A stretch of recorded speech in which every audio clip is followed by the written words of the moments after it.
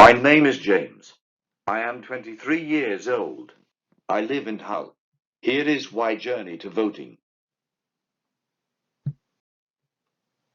Everybody has the right to vote, as long as you are 18 or above.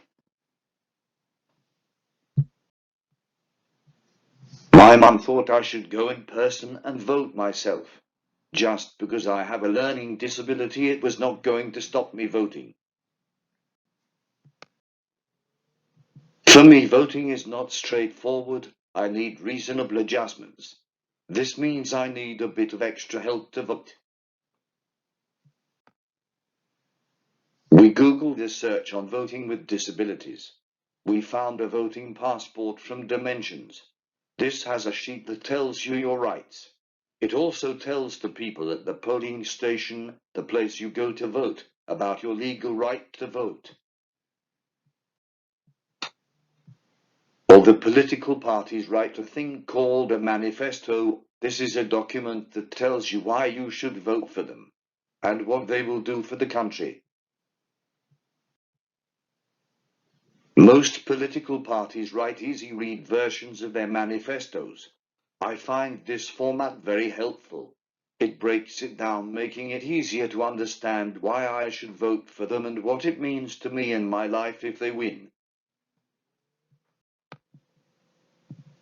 As you can hear or see, I use eye gaze to communicate. I needed a page set up on my device to see the choices of parties I could vote for. My mum loads all the parties at each election that are standing onto my device, so I have all the choices I need. Because I had a new page on my eye gaze device, I had to learn each logo for each party and their names. I had to also take time to read the easy-read manifestos, so with my mum or dad I will look at these every day leading up to the election. When I go to vote, I am really proud and excited to have my say. I usually know in my head who I will vote for. It is a secret, personal to me. When I enter the polling station, I show my voting passport so that they can make reasonable adjustments. I need a quiet area to make my choice and speak it to my carers so they can physically mark the cross, as I cannot do this myself.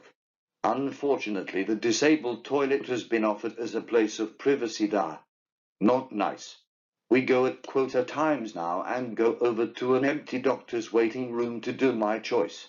I tell my carers who I want to vote for and tell them 3 times. This is in case I make a mistake when scanning my screen. I have been voting a couple of years now and decided to apply to become an electoral observer. I had to supply my passport details and a photo to prove I was a British citizen and was eligible. As an electoral observer, I get to go to polling stations and check all is above board, or I can go see the votes being counted. It is quite cool and important. I love to attend youth parliament and have my say on issues locally. I love going in chambers as all of the important decisions are made in there. If you can take up your right to vote, have your say in how our country is run.